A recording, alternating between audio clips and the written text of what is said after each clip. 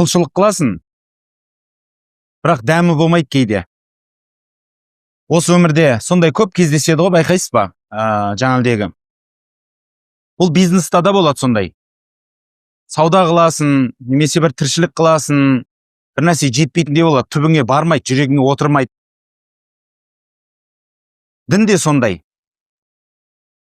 Оның осы жан-жағынан проявление дейді ғой, себептері өте көп, бірақ үлкен бір проблемасы ол шынайылықтың жоқтығы.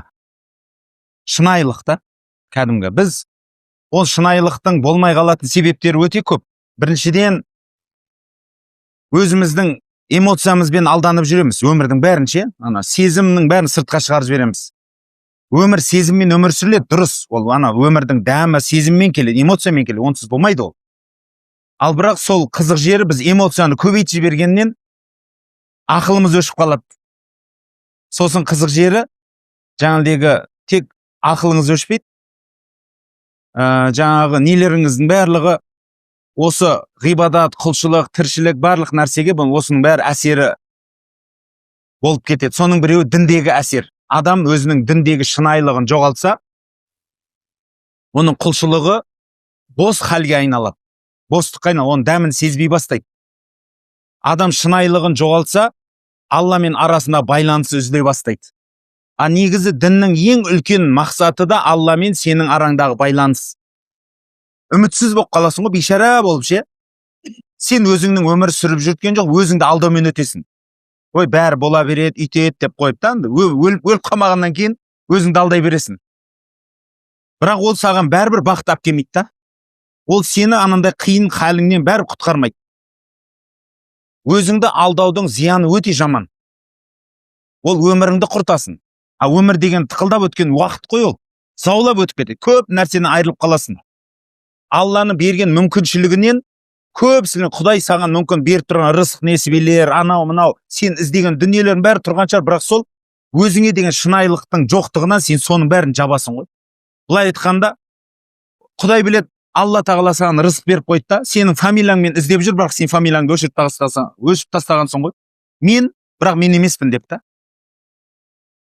Рөлге кіріп алу, адам бетінде маска көп қой, байқайсыз ба? Жаман маска көп. Мен кіммін деген кезде, мен директормын, мен жаңағы пәленшемін, мен түгеншемін, басқамын. Маска таға бересің ғой. Бұл шынайылықты құртады да. Шынайылықты тастағанда, бұл әр нәрседе, Құдайдың берген қызметі бар шығар, мысалы ше, әртүрлі қызметтер. Сен мысалы бизнесмен шығарсың, бір фирманы басшы шығарсың, мұғалім шығарсың, дәрігер шығарсың, басқа шығарсың, бірақ ол сен емессің да. Ол сенің міндеттерің, қызметтерің, таңдауларың, басқа. Ол бірақ сен емессің, бірақ менмін деп өзімізді алдаймыз сол жерде. Ананың рөліне кіріп кетесің ғой. Бірақ шын мәнде өзіңді алдама бұл өмірде. Шынайылық деген мен айтқым келген осы нүкте. Себебі шынайылық құлшылықта әсіресе қатты білінеді. Ол шынайылық дегенше сосын бір жетіп қоясын нәрсе емес. Мысалы бір ойлап бәрін шешіп тастадың. Мысалы қазір жастар өзін тауамағаннан немесе психологқа барып жүр. Біреулер психологқа уже бару ол еңбек болып кетті да. 5 рет, 10 рет барасың. Оның өзінде шеше аласың ба, шеше алмайсың ба проблема. Молдаға барасың, Құран, уақыт кетеді, өзіңмен жұмыс көп қоя. Соны біреулер жақындатам деп түрлі дәрі-дәрмекке барады екен. Соның біреу ішіп алатын шөп бар ғой, Амазонканы Перуда барып жұрттар жағдайы барлар ішіп кеп жатыр ғой. Не дейді? Ayahuasca деп айтады. Ayahuasca деп айтады. Қызық жер ол психоделикалық дүние да. Психоделикалық дүние. Әйел кісілер сәл былайырақ отырсаңыздар, иә? Андай. Алейкумассалам. Психоделикалық дүние да. Бұл деген сөз сіздің психикаңызды, мына қазіргі қабынып тұрған психикаңды өшіріңкірейді да. Мынау уақыттан, денеден бәрінен айырат миың қуатта. Сол кезде сен өзіңді көре бастайсың, бір қандай да дәрежеде. О жерде жын сөйлемейді, басқа сен өзіңсің, бірақ сен өзіңнің қырларыңның біреуі ғана ашылады да. Сол кезде сен өзіңмен өзің бір ақ періште сияқты сөйлесіп, сөзіңді беріп, бір сондай керемет болып қаласың. Уақытша да ол ше. Алдау. негізгі нәрсе шариғатта ол емес жететін нәрсе. Түсінесіз ба? Ана интернетте де көресіз ба? Біреулер айтып жатады, сен 10 жылдық терапияны мен саған 1 минутта айтып берейін ба? Ана сен психологияны оқып жатқаннан гөрі мен саған 30 секундта бүкіл психологияны айтып берейін ба деген нүктелер көп қой. Негізі бар ғой. Оны білу емес қой, түсінесіз ба? Мақсат білімде емес. Мақсат соны хал өзіңе қабылдауда, соған айналуда. Ал оған айналуға саған уақыт керек қой. Дұрыс па? Адам уақытсыз ешқандай өзгере алмайды. Белгілі бір уақыттар керек, белгілі бір сен соны қабылдау керексің, сонымен өмір сүру керексің, мінезіңе айдау, ішіңнен, сыртыңнан, яғни өзгерістер бәр жағынан келу керек. Оны исламда хал деп айтады. Сол үшін ғылым хал деген кітаптар бар. Құдайды танытып, ақырын апарады. Халың, шынайылық дегеніміз бұл хал. Яғни ол бір жететін жетістік емес деген келеді. Яғни сен бір өзіңмен өзің шын сөйлесіп қалдың. Мүмкін да бір жағдайда болып қалды. Бір шын сөйлесіп қалдың да. Бір тәубеге кеп, бір көзіңе жас алатын уақыт болады ғой енді. Сонда бір кеп қалдың, өзің сындырдың, таптың да былай типа ше. Бірақ бір рет табу ол шынайылыққа жатпайды. Шынайылық дегеніміз ол хал, сенің жағдайың. Күніге өзіңді алдама. Күніге, таңнан кешке шейін. Барлық сәтіңде, барлық жағдайыңда. Ол алдамау деген қалай, нені айтады? Сен өзіңнің қандай екеніңді танудан басталады. Өзіңді білуден, мойындаудан басталады. Бұл деген сөз анау қазіргі заманның психологтары немесе біреулер айтады ғой. Мен мінезім сондай, мен осында, мен ашуланшақ, мен бетке айта салам деп бәрін ренжіте салуы, немесе жаңалдегі, ой мен осындай, мен қырсық болып, тікенек болып, ішкімен араласпай кету, ол емес. Оның жамандығын көріп тұрсың ғой сен. Оның жаман екенін көріп тұрсың ғой. Соныңды өзгерту ғой. Түсінесіз ба? Сен оны таптың, сен сондаймын деп мойындауың өзі басталды, бірақ енді сен содан шықсай, шынайылық деген өзіңнің қатеңе ұялмай, мойындап, көзіңді жұмбай, алдамай қарау. Просто қарау да. Сен сондайсың, иә. Сен жұмотсың, жұмотты қып қалдың. Мойындасай, өзіңнен өзің тығып қалдың ғой, жасырын. Садақа беретін кезіңде бермей қалдың ғой. Ана жерге баратын кезіңде жалғаулық қып қалдың ғой. Бір жерде торымыздық жасадың ғой. Мойындасай, мойында. Ол бір. Бірақ енді не істеу керек ары қарай, содан шығу керек қой бір нәрсе. Яғни мен өмір жұмотпын. Осындай жұмоттығым ұстап тұра береді емес қой. Дұрыс па? Өзіңді түзету керексің ғой енді. Шынайылық деген біз осылай туған жоқпыз. Сіз осылай сол жамандықты, жаман мінезді, қисықты, тікенекпен сомен тудыңыз ба? Жоқ. Ешкімді Алла тағала жаман халмен, жамандығымен, сондай бір қырсықтығымен, бишаралығыменен, ашуланшақ, сөзінде тұрамайтын, 200-ді жауапкершілік алам, ондай туылған жоқ ешкім. Оның бәрін сен ортада түрлі проблемалардан жұқтырдың. Оны сол үшін психологияда травма дейді. Түрлі жағдайларда жұқтырдың да. Әр жерде өмірде жұқтыра бердің. Ал сен сонымен жұмыс жасамадың. Сен соның бәрін көтеріп жүрсің да. Шынайылық деген өзіңнің пәктігіңді көре білу, ана жүрегің ішін көре білу. Анау баяғыда Алла сен қандай қылды? Құдайдың алдында сен ондай емессің ғой сен. Соны көре біліп, соныменен жұмыс жасау. Сол үшін ең бірінші шынайылық Құдайдың алдындағы сенің, Құдайдан емес, сені бірінші орында өзіңнің алдыңдағы нүктеңді түсініп ал, орныңды. Өзіңді алдама, құлшылығыңда, ғибадатыңда. Мысалы, мен намаз оқимын дейді. Бірақ өзінің намазында болмайды. Намаз дегенімізше ол қатысу негізі. Намаз дегеніміз ол сырты орындалады ғой, анау жатуы тұруы ше, бірақ түпкі нәрсе қатысу ғой. Там быть деп айтады ғой. Сен намаздың ішінде болу керексің. Намаз оқып тұрып, ойың далада, өзің базарда, жан жақта емес. Дұға дегеніміз қандай? Дұға дегеніміз ол сұрап, жалбарыны мұқтаж уақытта бара беру деген сөз емес. Пайғамбарымыз дұғаны құлшылықтың төресі деген. Ол деген сөз Құдайға мұқтаждығыңды сезіну. Түсінесіз ба? Құлшылық сенің мұқтаждығыңды Құдайға сезіну. Мүмкін сен қазір мұқтаждықты тауып тұрған жоқсың өзіңнен да. Мысал айтайық та енді. Сенде ақшаң бар, бала шағаң бар, жаның тыныш, басың аманда. Дұға қылсай десе, мен көбінесе көреміз ана Арафат тауына барғанда қажылықта. Қажылар, пайғамбарымыз Арафада таңнан келгеннен бастап песін уақыты болады, песінді асырмен қосып оқиды да, Арафат тауының ішіне кіріп кетеді да, күн батқанға шейін дұға қылады. Орта есеп песін намазынан күн батқанға шейін. Мысалы, бұл өлкелерде песін 12:30-да кірсе, құптан ақшам 5-те болады, 5:30 болады. Ойлаңыз, 5 сағат дұғаға тоқтамай. 5 сағат Құдайға жалбарына аласың ба? Оған 5 сағат сөйлесу үшін сен соншалықты жақын болу керексің ғой. Өйткені кіммен сен сөйлесе аласың? 5 сағат тоқтамай. Осы адаммен сөйлесіп көріңізші. Қандай адаммен сен тоқтамай 5 сағат сөйлесе аласың? Қандай адаммен? Жаның жақын адаммен. Сөйлесе беріп, уже офталып қалған адаммен. Сен одан қысылмайтын адаммен. Сол үшін байқайсыз ба? Алламен соншалық жақынсың ба?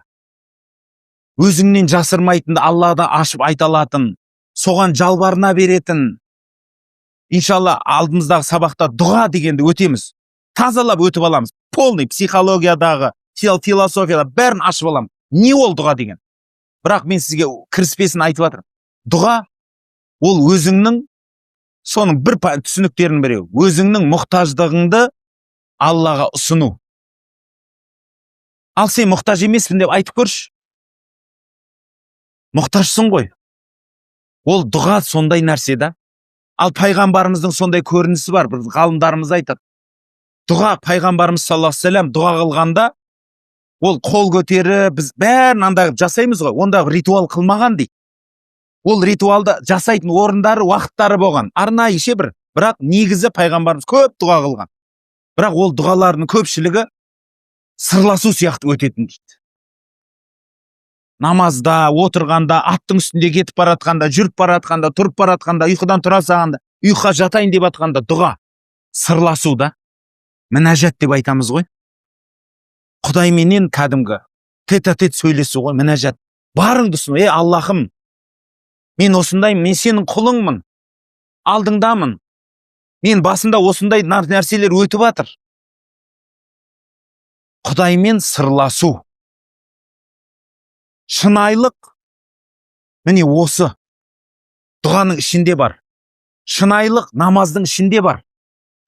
Оған жету үшін сен намазға қатысу керексің. Яғни, соның ішінде болу керексің да. Мынаяқ кетіп қалады ғой бізде. Сен намазданы, жай намазда тұрдың ба, ішіне кірсей. Сол үшін мен кеше сіздерге бір мағыналы сөз айтқам. Осы жердің бір ерекшелігі бар. Бір ерекшелігі, сіз бұл жерге сапар қылып келдіңіз.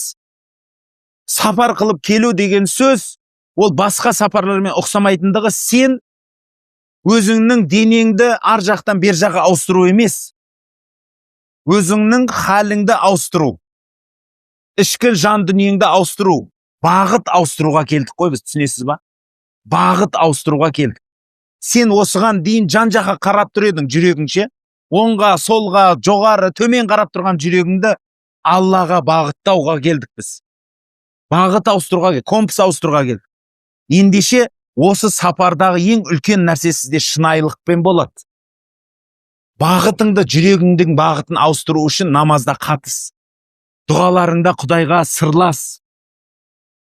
Осы нәрсені үйрен. Себебі, мен кеше айтқан үлкен нүкте бар. Мына жерде сенің саудаң жоқ, үйде қап кетті. Мына жерде жұмыстарын қап кетті, бәрін тастап келдің ғой. Ең қызық жер, осы жерде сенің іс пысатын уақыттарын келе бастайды. Просто әсіресе Мединада. Ерекше ғой Медина сонысыменен. Меккеде сенің қолыңды тигізбейді Алла тағала ше. Өйткені пайғамбарымыз Меккені құлшылықтың дайындық ордасы, бәрін жинайтын, ішіне тығатын, кәдімгі жинап алып кететін уақытта. Медина соны кеп орындайтын уақыт негізі. Пайғамбарымыз сөйткен ғой. Меккедегі уағызының барлығы адамның жүрегіне тыққан ғой. Анау, мынау, ішіне жиғаннан кейін осы жерге қоғам құрған ғой. Со жиғанның бәрін осы жерде интеграция қыл. Өмірге қолдан. Сен Құдайға сенем дедің ба? Қолдан. Ла иляха иллалла айттың ба? Қолдан. Осы өмірге қолдан. Намаз оқисың ба? Намазың тек қана жай намаздың үстінде қалмасын. Намаздың сыртында да қолдан намаздың істерін. Қолдану керек, интеграция деген болады. Осы мынау Медина интеграцияның әлемі, интеграцияның орны. Сол үшін мешітке келесіз. Екінші намазды күтіңіз. А ортада бос уақытың болады. Қалай өткізесің? TikTok көресің ба?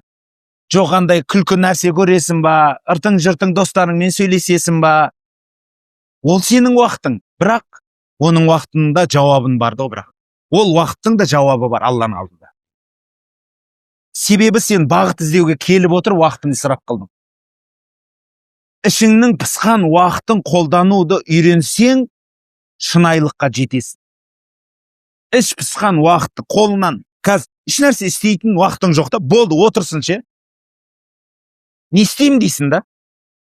Не істеуге келдің? Еске түсірсеңші, ниетіңіз жаңартып. Не үшін келіп едік біз? Анау жақ ақшаңды төлеп, уақытыңды беріп, бәрін жұмысыңды, басқаң бәрін тастап, неге келдің пәлен күніңді, уақытың бәрін кетір. Километрлер, мыңдаған километрлер ұшып келдің. Неге келдің? Қайта жаңартсай, ретте, тәртіпте, өзіңмен жұмыс жаса, жамандықтарын көп қой, соларды тастайым, қалай қылам, қалай тастайым, Аллахым маған жол көрсет, өзімді танып, өзімнің әдетімді, анау-мынауымды реттейін деп, алға қарай алу. Ең үлкен, онымен иншалла алда әдетпен жұмыс, өзінің қажеттілігімен жұмысты кішкентай айтып өтем. Бірақ мен айтқым келген бүгінгі тақырыбым ол шынайылық. Бізге әрдайым өмірімізге шынайылық жетпейді. Жанұяда да шынайылық жетпейді. Біз рөлге кіреміз. Балаңменен сөйлескен кезінде әке деген рөлге кіріп кетеміз ғой. Ана деген рөлге кіріп кетеміз. Рөліңнен түс. Ол да Құдайдың құлы, шынайылық танытсай, ол әкелік міндетің, ол рөлің емес, міндетің, ол міндетіңді орындай бер. Әкенің міндеті не? Ас ауқатын тауып беру, басқа қылу, басқа сосын боғасын түсіп балаңмен сырлассай, қызыңмен сырлассай, жолдасыңмен сырлассай, рөлді таста, шынайы болсай, мойында бәрін отырғыз өзің. Сен қандайсың?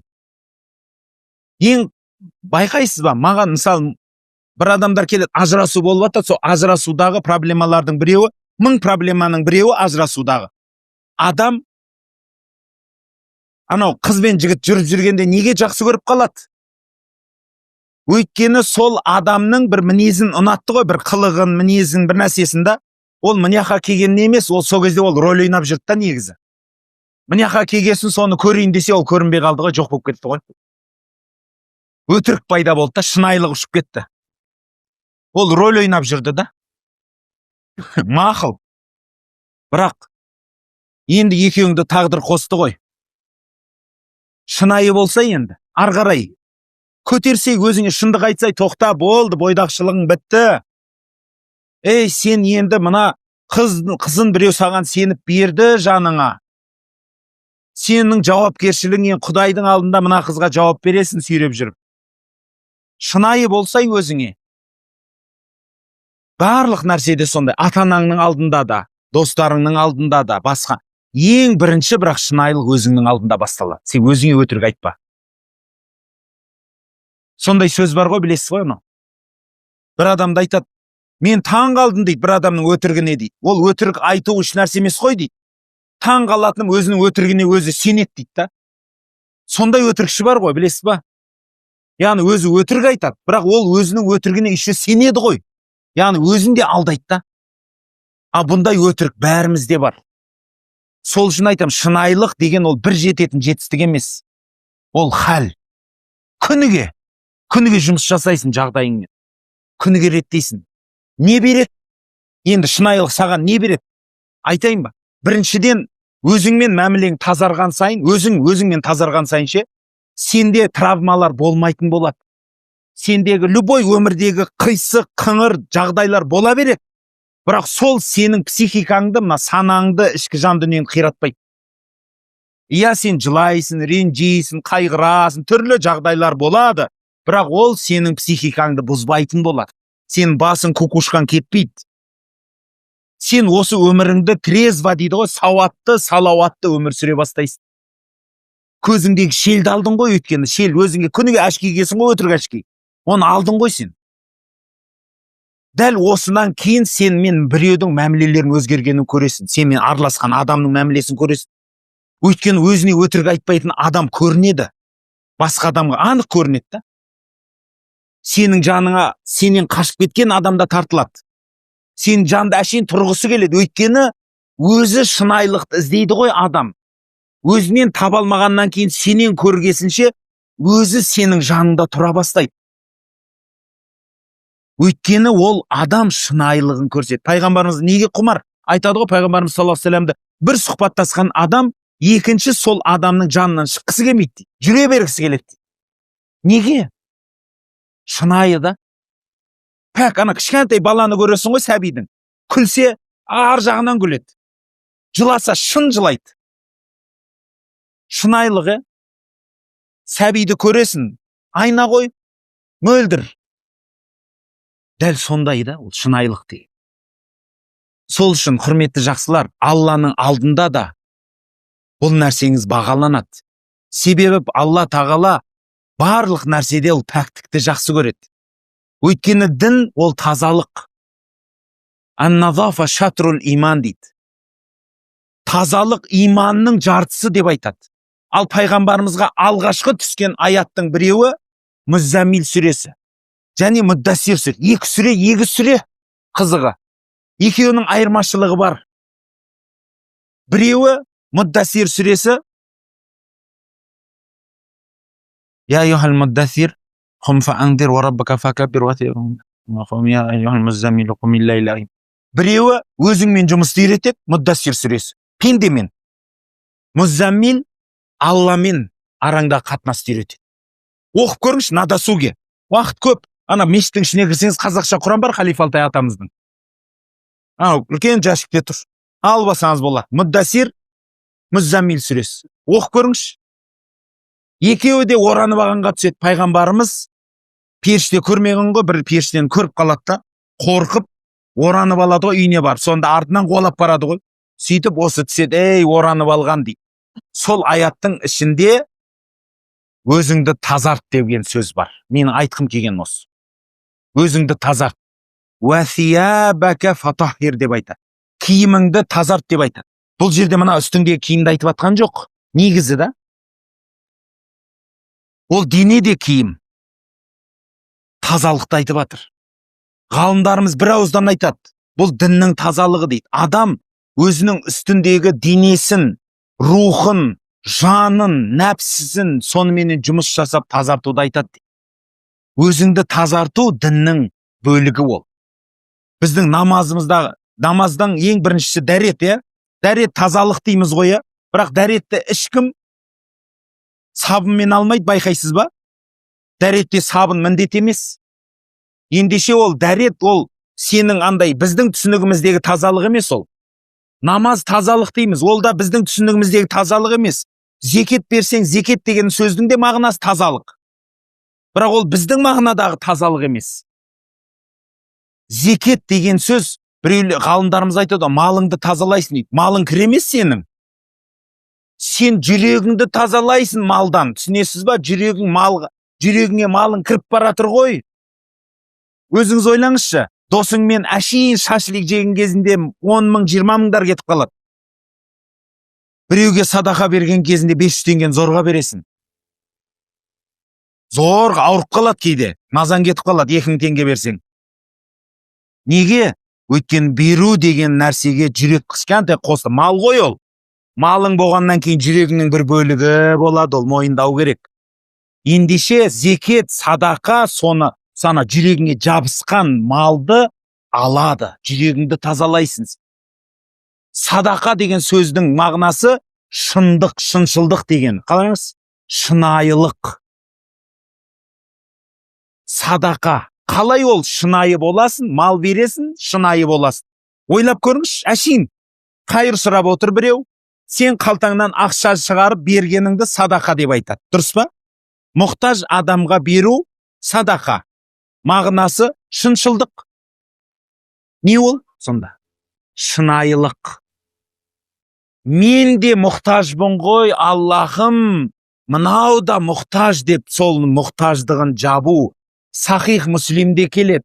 кім ақыреттен үміті болса, мұқтаждығын жапсын, құтылады деген сөз бар. Қияметтен құтылғың келе ма? Ақыреттіңді абат қылғың келе ма? Мұқтаждығын жап. Егер мұқтаждығын сұрамай жапсаң, өлі бөлек болады ол. Ол бөлек әлем. Ұзын сөздің түйіні, құрметті жақсылар, шынайылық, бұл ықылас деген сөз. Пайғамбарымыз оған ең үлкен хадистердің көпшілігі келтірген, ғалымдарымыз оған ең үлкен бір хадис айтсақ болады. Иннамал амалу бине, барлық амал ниетпенен ғана болады. Ниетсіз ешқандай амал болмайды. Амалдың моторы ниет. Просто моторы ниет. Мотор жоқ па, ол амалың оталмайды ол. Өтірік оның барлығы, өйткені шындық жоқ қой ішінде. Ықылас жоқ болғасын, амалыңның барлығы сағым. Сол үшін айтады. Құдайға сенбейтін адамның амалы жапан даладағы сағым сияқты дейді ғой. Жапан даладағы сағым сияқты өз-өзін алдап жатыр да, сағымнан не бір зәулім сарайлар тұрғызады, ертең қияметте оның бәрі жоқ болады. Себебі шынайылығы жоқ нәрсе. Сондықтан қайтсек шынайы боламыз десеңіз, біріншіден өзіңді таны. Өзіңді таны. Өзің әдетіңді таны, жамандықтарыңды таны, білесін, оны біреудің айтудың керегі жоқ. Солармен жұмыс істеп алып тастайық та. Сен онымен жаратылған жоқсың ғой. Сен ондай жаман әдеттермен, қисық нәрселермен келген жоқсың ғой бұл өмірге. Соны тастайық. Ол бізден емес, басқа бір қисықтықтан жұғып қалған дүниелер. Соны тастаған сайын мына жүрегіңде жылат жарқырайды. Ал жүрек ашылған сайын Алладан жан-жақтан келіп тұрған нұр сізге жауады. Оны көзі ашық адам, жүрегі ашық адам көреді деп айтады. Ал пайғамбарымызда үлкен нүкте бар. Жүрегіңнен сұра деген нәрсе бар. Діннің осы бір нүктесі бар. Сен жүрегіңнен қалай сұрайсың егер жүрегің қап-қара болса? Жүрегіңнен қалай сұрайсың егер жүрегіңді әптен маскаменен, неше түрлі нәрсемен жауып тастасаң? Сондықтан шынайылық бұл біздің бірінші қадамымыз. Оған қалай жетеміз десек, мен сізге 3 сұрақ қояйыншы. Біріншісі,